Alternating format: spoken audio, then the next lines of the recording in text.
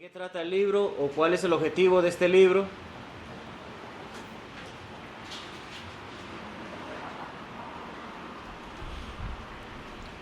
¿A quién fue escrito el libro de Hebreos? Aquellos judíos que habían obedecido el Evangelio, por lo tanto ya no eran judíos, sino que eran cristianos, más había un grupo que trataba de hacerles volver, de regresar al judaísmo, volver a las tradiciones, volver a lo que la ley de Moisés enseñaba, en lugar de continuar en el camino de Cristo. Recordamos que siempre mencionamos que hoy en día no estamos bajo el Antiguo Testamento. Aquellos que claman que pertenecemos o que vivimos en base a los 10 mandamientos están enseñando algo incorrecto. Porque sí, los 10 mandamientos están en el Antiguo Testamento, mas no eran solamente esos los que eran parte de la ley, sino que tenían más de 600 reglas que tenían que cumplir. Si estamos bajo el Antiguo Testamento, todas esas reglas debemos de cumplirlas y por lo tanto debemos hacer los sacrificios y demás cosas que ellos hacían. Pero como estamos bajo el nuevo pacto, como estudiamos hace un par de semanas, ahora estamos bajo la ley de Cristo. Y ciertamente algunos de sus 10 mandamientos se replican en la nueva ley, salvo el de guardar el Sabbat, que recordamos debemos de reunirnos los domingos, el primer día de la semana, como está establecido en la nueva ley, y no como decía el Sabbat o el sábado en la ley de Moisés. Hoy vamos a estar estudiando acerca del Salón de la Fe, el capítulo 11 de este hermoso libro, de este hermoso escrito, del cual no sabemos quién es el autor. Algunos pensamos pudo haber sido Pablo por la similitud en las escrituras, pero el escritor inspirado, que sabemos que es por parte del Espíritu Santo, nos hace saber acerca de este Salón de la Fe. Cuando hablamos del Salón de la Fama, ¿a qué nos referimos? Escuchamos del Salón de la Fama del béisbol, Salón de la Fama del fútbol, el Salón de la Fama de la lucha libre. ¿Qué quiere decir eso? Están los mejores, ¿verdad? No cualquiera entra al Salón de la Fama. Tiene que tener cierto récord, tiene que tener cierta disciplina, tiene que tener varios méritos para formar parte de ese salón. Ahora bien, fame es fama en inglés, faith es fe en inglés. Palabras suenan parecidas. De ahí que por eso muchos nos referimos a este capítulo como el Salón de la Fe. Hebreos 11 es el Salón de la Fama, de la fe, si podemos decir. Y vamos a recordar algunas de las cosas que vimos hace un par de semanas cuando estudiamos el fruto del Espíritu y hablábamos acerca de la fe. En primer lugar, recordamos que la relación entre fe y obediencia involucra hacer lo que Dios dice que debe de hacerse. Recordamos Mateo 7:21, el Señor dice, no todo el que me dice Señor, Señor, gozará de una bendición, ¿verdad? Solamente aquellos que, ¿qué? Hacen la voluntad del Padre. Entonces, tenemos esa situación, tenemos ese detalle de poder comprender que efectivamente debemos hacer lo que Dios dice, pero no solamente lo que Él dice, sino cómo Él dice que debemos de hacerlo. Dios nos dice debemos reunirnos el domingo, el primer día de la semana. Ese mandamiento lo comprendemos. ¿Nos dice a qué hora? No. Y hay otras situaciones en las que nosotros tenemos una cierta libertad, si podemos reunirnos más temprano o más tarde. Pero Dios no nos dice, bueno, si no pueden reunirse el domingo, reúnanse en el sábado. Eso no lo dice. Dios dice, el primer día de la semana debemos de reunirnos y por tal debemos de hacer las cosas no solamente porque Él las dice, sino de la manera en que Él dice que debemos de hacerlas. De igual manera debemos de hacer lo que dice Dios de acuerdo a la razón que Él dice. ¿Por qué debemos reunirnos el primer día de la semana? Bueno, en conmemoración de todas las distintas actividades de las que participamos en este día. ¿Por qué no podemos tomar Coca-Cola con sándwiches en lugar del jugo de la vid con el pan sin levadura? Porque así lo establece la Escritura, es la razón que Él da. De esta manera se va a hacer. En su momento los judíos lo hacían en recuerdo de lo que era la Pascua, aquel día en que ellos fueron liberados de Egipto. Hoy en día lo hacemos nosotros en base a que hoy somos liberados, gracias a que Jesucristo nos dice que hagamos esto en memoria de Él. Pero entonces vemos la gran relación que hay entre la fe y la obediencia, y como había mencionado anteriormente, sin una fe verdadera, ninguna de las situaciones que acabamos de mencionar pueden llevarse a cabo. Es así entonces como empezamos y vamos a ir viendo los pasajes de Hebreos 11, empezando con versículos 1 al 3. ¿Alguien que los lea?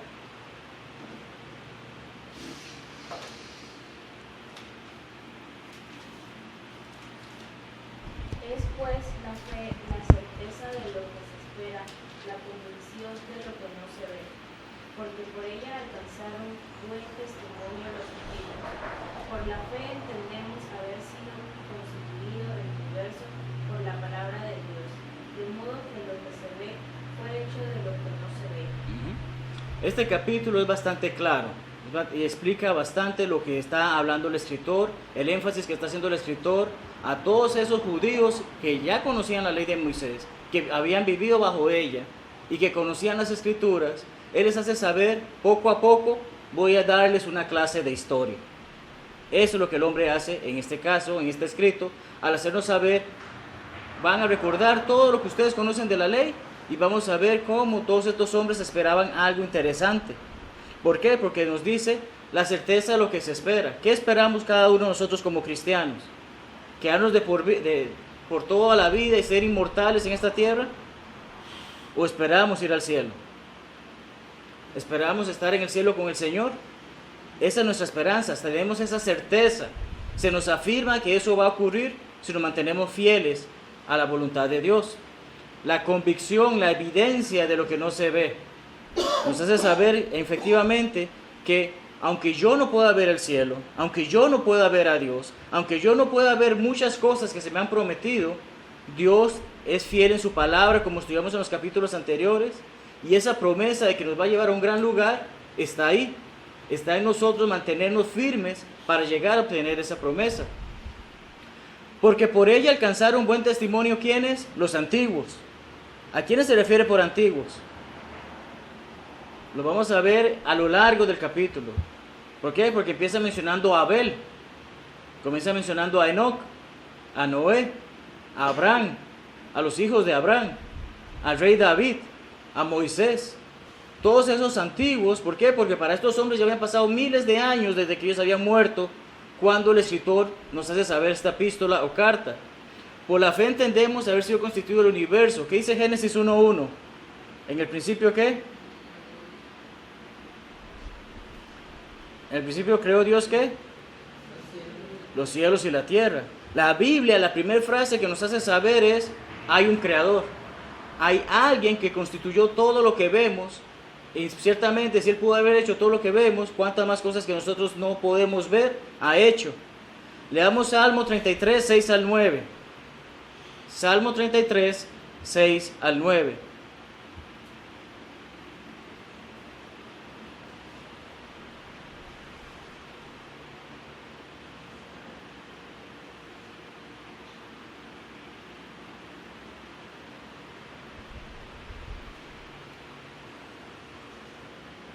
¿Alguien lo tiene?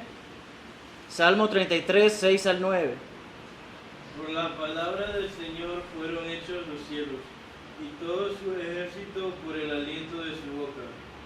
Él junta las aguas del mar como un montón, pone en almacenes los abismos. Tema al Señor toda la tierra, temblen en su presencia todos los habitantes del mundo, porque Él habló y fue hecho. Él mandó y todo se confirmó. Confirmamos lo que el escritor de Hebreos dice aquí en base a algo que escribió el salmista. Dios dice, se hace. Dios manda y existe. Recordamos que el primer capítulo de Génesis nos enseña acerca de una semana, no en el sentido de que Dios no tenga el poder para ser listo, se cumplió todo, sino que nos dio el tiempo para que podamos valorarlo. Pero empezamos el estudio de este capítulo haciéndonos saber de esa hermosa fe que tenemos y de cómo muchas personas antes de nosotros dan fe de esa fe y cómo desde el principio sabemos Dios ha estado a cargo de todo. Volvamos a Hebreos 11, versículos 4 al 5, que empieza a hablarnos de esos antiguos, de esas personas del pasado. El primer versículo dice, por la fe, ¿quién? ¿Y qué tiene importante Abel en nuestro conocimiento de la Biblia? Fue uno de los dos hijos de Adán y Eva. Pero ¿fue el bueno o fue el malo? Fue el bueno.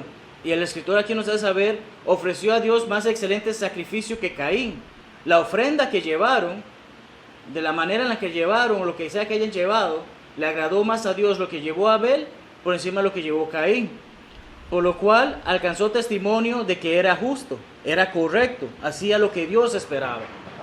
Dando Dios testimonio de sus ofrendas, las Escrituras nos han hecho saber eso. Cada uno llevó su ofrenda y muerto aún habla por ella. ¿Por qué? Porque nos da una enseñanza que desde el principio Dios espera que nuestras ofrendas sean buenas. No sean lo que me sobra o lo que me quedó o lo que pude en este momento, sino que Dios espera que lo hagamos, lo hagamos de buena fe, de buen corazón, porque queremos agradecerle a Él por todo. Viene el siguiente caballero, que es Enoc. ¿Qué recordamos de Enoc? ¿Qué nos enseñan las Escrituras de Enoc? Podemos leer Génesis 5, 21 al 24 para recordar acerca de ese pequeño texto que nos enseña acerca de la vida de Enoc.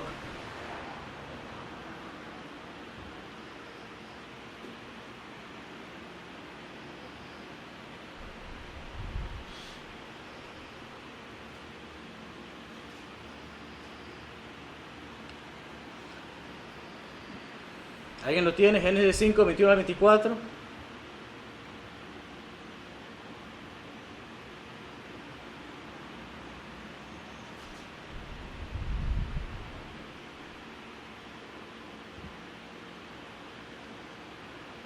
Vivió Enoc 65 años y engendró a Matusalén. Y caminó Enoc con Dios después de que engendró a Matusalén 300 años y engendró hijos e hijas. Y fueron todos los días de Enoc 365 años. Caminó pues Enoc con Dios y desapareció porque le llevó Dios. Gracias. Vemos aquí, tal como lo escribe el escritor de Hebreos, nos hace confirmar lo que acabamos de leer. ¿Por qué? Porque él está haciendo este repaso de historia a quienes están leyendo su carta. Enoc, papá de Matusalén. ¿Quién fue Matusalén? El hombre más viejo que ha existido en la historia. Enoc no fue tan viejo como él, pero fue su padre. Y se nos ha de saber que Dios empieza un camino con este hombre, al punto de que al final de cuentas no sabemos cuándo se lo llevó, pero la Escritura nos dice, Dios se lo llevó con él. Y tal como leemos en Hebreos, dice, fue traspuesto para no ver muerte, y no fue hallado porque lo traspuso Dios. Y antes que fuese traspuesto, tuvo testimonio de haber agradado a Dios. Tenemos dos hombres que vemos en el pasaje, tan solamente lo que hemos visto brevemente, agradaron a Dios. Versículos 6 al 7. Pero sin fe, ¿es posible agradar a Dios? Es lo que dice el pasaje. Sin fe, ¿qué?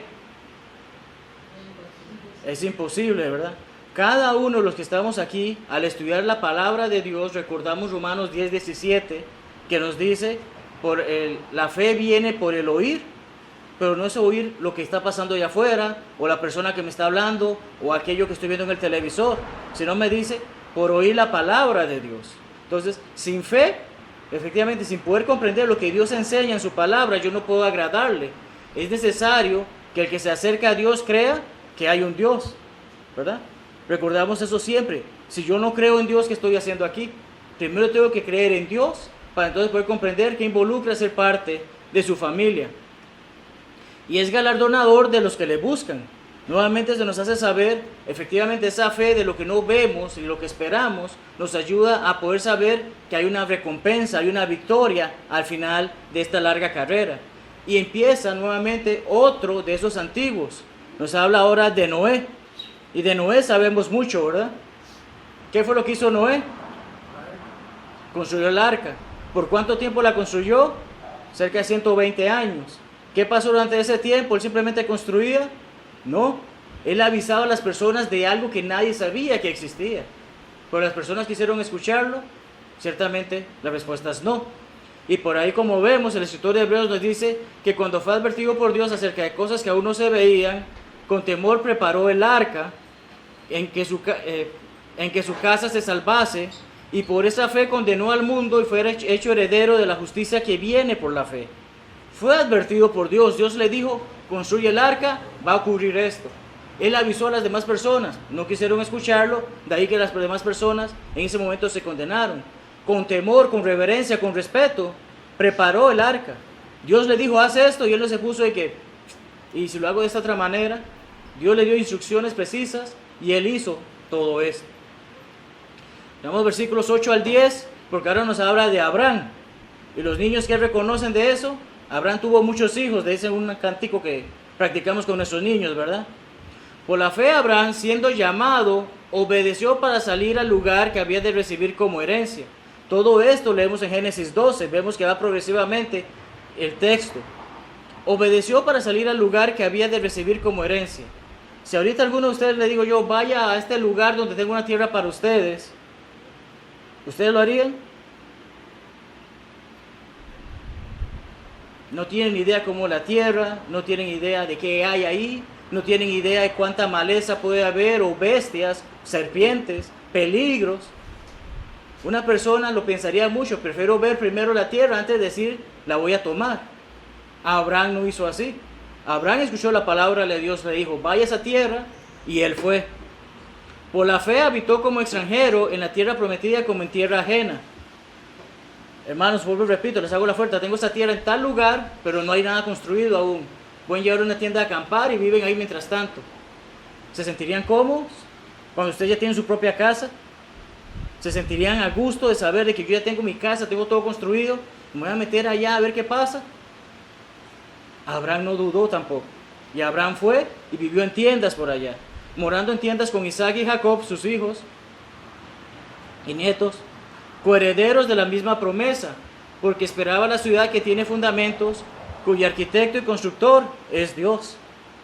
Hoy hay muchos arquitectos en la calle que hacen planos y los constructores llevan a cabo esa grande edificación, pero esta no la construyó ningún hombre, esta la construye Dios. Los niños pueden pasar al salón con Jackie que los está esperando. Por la fe también la misma Sara. ¿Quién fue Sara?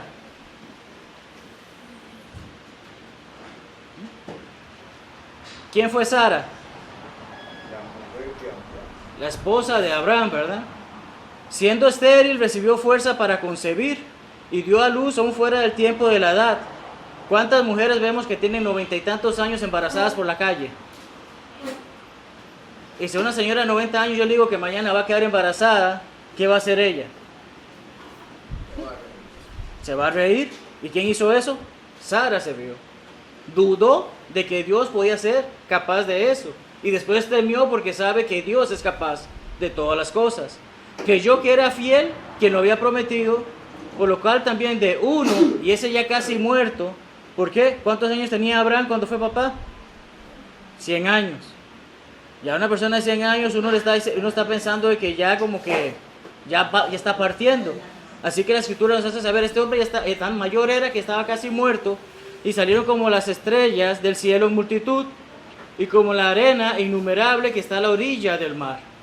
Nos recapitula y nos hace saber todo lo que leemos de Génesis 12 hasta el 17 y más allá, que nos hace saber acerca de esa promesa que Dios hizo que iba a dar descendencia. La dio, cumplió y le hizo saber, tu descendencia va a ser como el mar, como la arena del mar o como la cantidad de estrellas en el firmamento. ¿Cuántas estrellas podemos contar en el cielo? Una noche despejada nos tiramos al suelo, salimos al patio y vemos al cielo y vemos las estrellas. Algunas veces yo lo he hecho y llego a contar 3, 4, 5 y después perdí la cuenta. ¿Por qué? Porque no me acuerdo cuál fue la última que conté o que señalé. Pero Dios le dijo a Abraham, vas a tener descendencia como las estrellas en el cielo. Un número demasiado grande. Continúa, versículos 17 al 19, porque nos hace saber que Abraham, cuando fue probado, ofreció a Isaac. Y es que ahora como padres, especialmente un día como hoy, que muchos recordamos a nuestros papás nos hubiesen sacrificado a nosotros, o nosotros como padres de que voy a sacrificar a mi hijo, y aquellos que tenemos la situación de que tenemos solamente un hijo, con más razón sacrificaríamos ese, porque quizás alguno de que bueno, entre fulanito y fulanita voy a escoger cuál de los dos sacrifico, pero cuando es uno solo se convierte más difícil esa decisión. Pero Dios le dijo, ofrece a Isaac, y él que dijo, déjame pensarlo, Dios, voy a hacerlo, tengo realmente que hacerlo. Este hombre no, se preparó a la mañana, se preparó muy temprano de mañana, para ir y llevar a su hijo a sacrificarlo. Y como estamos leyendo, el que había recibido las promesas ofrecía a su unigénito, habiéndosele dicho, en Isaac te será llamada descendencia. Aquí el escritor de Hebreos nos hace saber algo que probablemente estaba en la mente de Abraham. Dios me prometió descendencia. Dios me dijo que iba a tener hijos como la cantidad de estrellas en el cielo. Si me está diciendo que mate a este es porque quizás Dios es poderoso suficiente para revivirlo. ¿Qué es lo que estamos leyendo? Pensando que Dios es poderoso para levantar aún de entre los muertos, de donde sentido figurado también le volvió a recibir. ¿Por qué sentido figurado? Llegó Abraham a clavar ese puñal o ese cuchillo en Isaac. No lo hizo, pero estuvo así de cerca. Recordamos que las escrituras nos dicen que efectivamente cuando estaba así de cerca, Dios le dijo, detente y aquí está un carnero, aquí está lo que vas a sacrificar. Pero por eso vemos entonces ese sentido figurado, porque Abraham llegó a veces de tal manera a Dios que cuando ya estaba cerca de clavar el puñal o el cuchillo, fue que Dios le dijo, detente. Continuamos porque precisamente de Isaac provienen Jacob y Esaú. Eran hermanos y aparte que eran hermanos, ¿qué eran? Gemelos. ¿Cuál era el mayor? Esaú. Pero las bendiciones recayeron sobre Jacob en base a lo que leemos en las Escrituras. Por la fe, Jacob al morir bendijo a cada uno de los hijos de José. ¿Recordamos los nombres de los hijos de José? Manasés y Efraín. Y en ese orden nacieron. Pero cuando Jacob bendice a los hijos de José, bendice primero a Efraín y le dice que es que él va a tener más descendencia que Manasés. Pero entonces tenemos que la escritura constantemente, lo que estamos viendo, el escritor de Hebreos le está haciendo saber a estos hombres, dígame si me estoy equivocando, dígame si no les estoy dando la clase de historia, de que la fe ha sido importante en cada uno de estos hombres. Adoró apoyado sobre el extremo de su bordón o bastón, y por la fe José al morir mencionó la salida de los hijos de Israel. Recordemos que José, ¿dónde estaba? En Egipto. Y su familia se mudó a Egipto con él después de que él se reveló de hacerle saber, soy su hermano. Y Jacob se alegró de ver a su hijo que pensó que estaba muerto. Dio mandamiento acerca de sus huesos. Jacob le había pedido a José o a sus hijos, entiérrenme en este lugar. Yo no quiero que mis huesos estén en Egipto. Y sus hijos llevaron a cabo eso. Luego, José, que le pide al pueblo de Israel, lleve mis huesos y llévenlos a tal lugar a que sean enterrados allí. Y el pueblo debió de cumplir eso.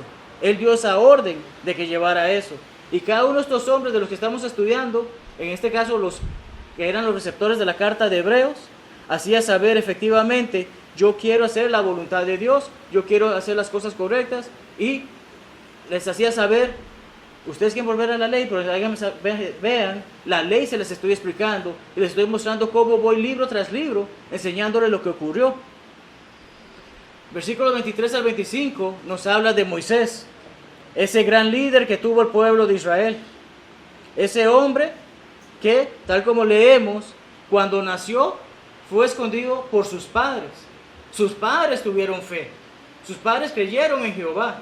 A pesar de que había un precepto, había una orden de parte del faraón de que mataran a todos esos niños varones de Israel, sus papás decidieron ocultarlo por 3 meses, vieron que era un niño hermoso y no temieron el decreto del faraón.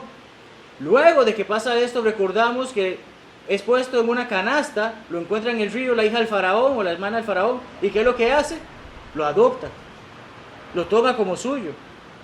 Pero vemos que precisamente como fue creciendo Moisés, con todas las riquezas que tenía en Egipto, por la fe Moisés, hecho ya grande, rehusó llamarse hijo de la hija de Faraón, escogiendo antes ser maltratado con el pueblo de Dios. ¿Se imaginan ustedes, hermanos, que a mí me digan que yo soy el hijo de algún millonario y que tengo toda esa fortuna para conmigo, pero ahora resulta ser que no soy hijo de ese millonario, sino que fue que me recogieron y que tengo que perder todas esas riquezas? Alguna persona dirá, pero ¿por qué a mí? Todo lo tengo ahora y me lo van a quitar. Moisés no fue así. Moisés comprendió que había algo más importante que lo material. Decidió ser maltratado como el pueblo de Dios que gozar de los deleites. ¿Qué dice el pasaje? Está en pantalla, los deleites ¿qué?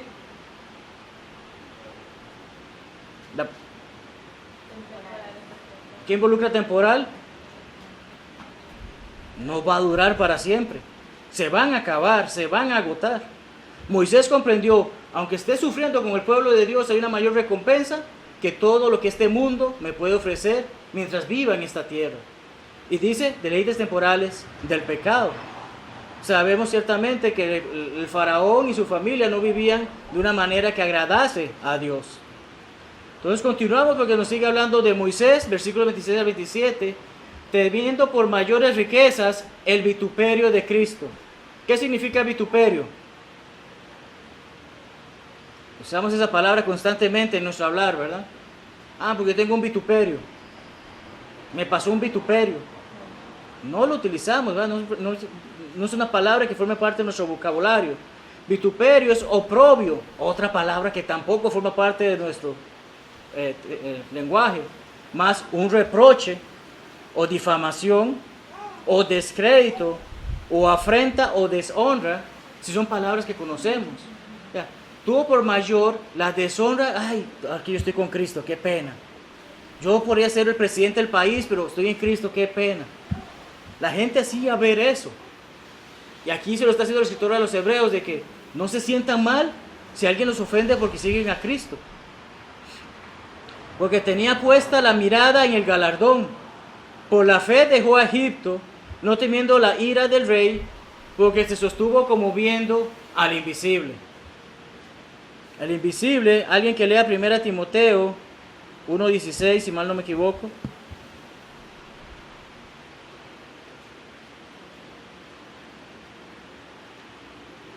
Perdón, 1 Timoteo 1:17. ¿Quién es ese invisible al que se sostenía Moisés? Por tanto, el Rey de los siglos, inmortal, invisible, que al único y sabio Dios sea honor y gloria por los siglos de los siglos. El faraón podía matar a Moisés, a él no le importaba, había comprendido, hay alguien más grande que el faraón, que aunque no lo puedo ver, sé que es el Dios eterno. El faraón morirá, pero Dios seguirá estando allí. Todo esto llegó a comprender Moisés, y como continuamos repitiendo, el escritor de Hebreos les hace saber todo esto. Ya les contó acerca de Génesis, ahora les estaba contando acerca del libro de Éxodo. Continuamos porque dice que celebró la Pascua y la aspersión de la sangre, pero la primer Pascua no era una fiesta. ¿Qué involucraba esa primer Pascua? ¿Qué pasaba si no hacían lo que tenían que hacer en esa Pascua? Habían plagas. ¿Y qué decía la última de las plagas? Iba a pasar la muerte y se iba a llevar al primogénito de cada lugar en que no se hiciera ese marco, que se pusiera sangre en el marco y se hiciera los sacrificios y los procesos que se estableció en esa Pascua. De ahí que la aspersión de la sangre. Los egipcios no lo hicieron, y conocemos como la historia nos enseña que efectivamente el hijo del faraón, su primogénito, murió. Esto causó la molestia del faraón, que le dio primero permiso de que se fuera Moisés con todos los israelitas. Mas ¿qué pasó después? Se fue detrás de ellos, para que el que destruía a los primogénitos no los tocase a ellos. Por la fe pasaron el mar Rojo como por tierra seca, e intentando los egipcios hacer lo mismo, fueron ahogados. Sobre este evento lo leemos en Éxodo 14. Entonces continuamos viendo esa clase de historia que el escritor de Hebreos da a aquellos que querían volver al judaísmo. Versículos 30 al 31, pasamos totalmente ahora a otra sección. Ya no estamos solamente en el Pentateuco. ¿Recuerdan cuál es la diferencia entre fariseos y saduceos? Lo vimos hace bastantes meses. Fariseo se regía por lo que decía el Pentateuco y los demás libros, los profetas y los salmos. Se regían por eso y también por sus tradiciones. Sin embargo, el saduceo solamente se valía del Pentateuco. Todo lo demás escrito para ellos no era ley. Entonces, aquí el escritor hebreo nos hace saber que incluso los demás libros son importantes, porque aquí está citando un evento que está en el libro de Josué. ¿Qué fue lo que pasó con Jericó? ¿Se mantuvo en pie esa ciudad? ¿Y cómo se cayó? Pusieron dinamita, la tumbaron. ¿Qué orden dio Dios? Caminaran alrededor 7 días, ¿verdad? Y el 7º día gritaran y los muros iban a caer. Pero también hubo una persona que cumplió una función importantísima. Y esta es Rahab, que tristemente las escrituras dicen ramera, una profesión para nada bonita. ¿Quién puede pensar que una ramera puede ser bendecida por Dios con ese estilo de vida? Mucha gente dirá que no es posible. La Biblia nos dice, si ella está dispuesta a cambiar su estilo de vida, lo va a poder hacer. En el caso de Rahab, ayudó a los espías, le permitió ser ella junto con su familia los únicos sobrevivientes de lo que ocurrió en Jericó. Pero hay algo más importante en la vida de Rahab. Leamos Mateo 1, 5 y 6.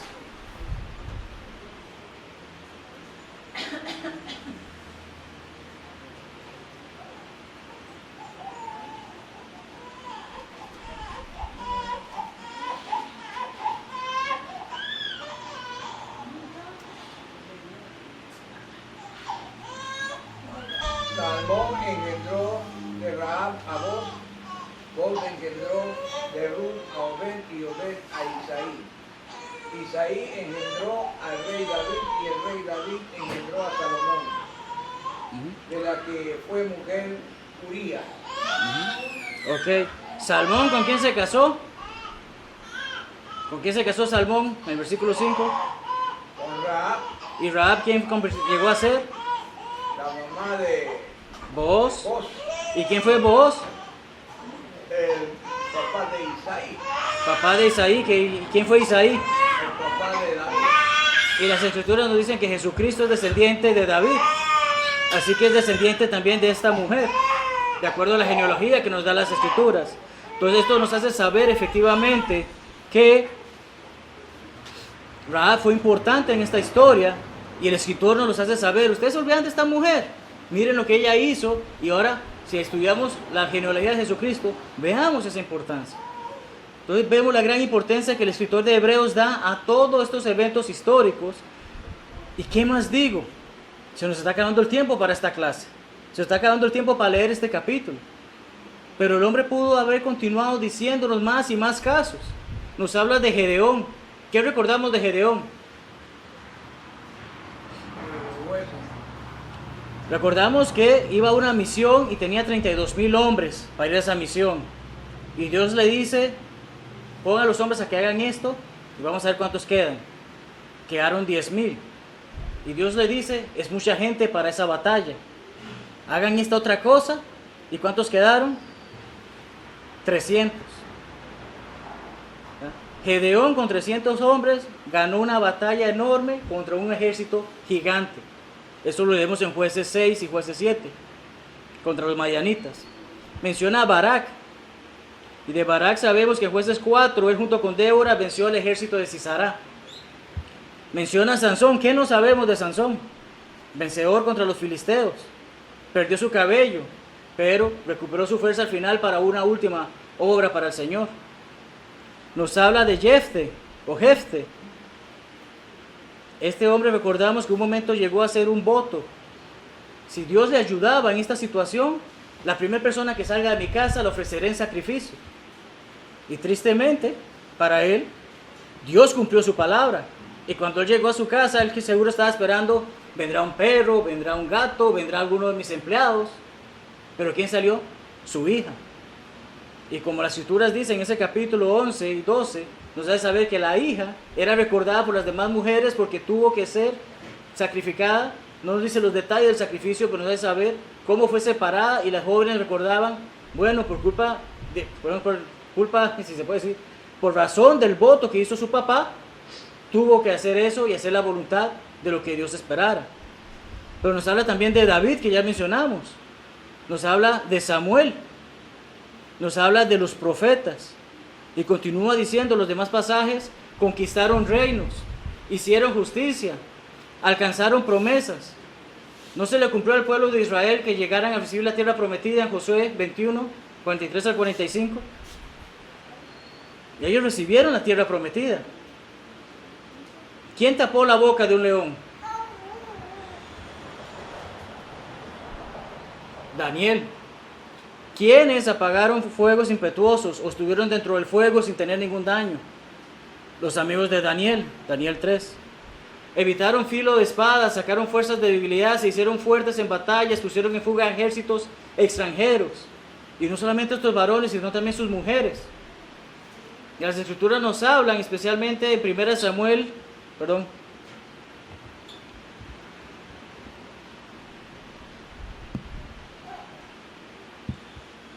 Primera de Reyes 17 nos habla acerca de la viuda de Sarepta. ¿Qué hizo Elías? Resucitó a su hijo. Las mujeres recibieron sus muertos mediante resurrección. Un par de líneas después, un par de capítulos después, en 2 de Reyes 4, Eliseo hace lo mismo con el hijo de la tsunamita. Entonces, este hombre por eso dice, ¿qué más digo? Les estoy contando toda la historia. ¿Qué más tengo que decirles para que vean que la fe ayudó tanto a estos hombres? Versículos 36 al 38, otros experimentaron vituperios, recordemos, esas deshonras, esas ofensas, azotes, y además de esto, prisiones y cárceles. Fueron apedreados, aserrados, puestos a prueba, muertos a filo de espada, anduvieron de acá para allá, cubiertos de pieles de ovejas y de cabras, pobres, angustiados, maltratados, de los cuales el mundo no era digno. Muchos de estos hombres podían haber sido incluso los apóstoles, que pasaron por esas mismas situaciones. El escritor está haciendo saber, miren todo lo que ha pasado, pero hoy hay algo importante. Hoy ustedes conocen algo que estas personas no conocen. Andaban por los desiertos, por los montes, por las cuevas y por las cavernas de la tierra. Y los dos últimos versículos del capítulo dice, todos estos. Leamos Lucas 10, 23 al 24. Lucas 10, 23 y 24.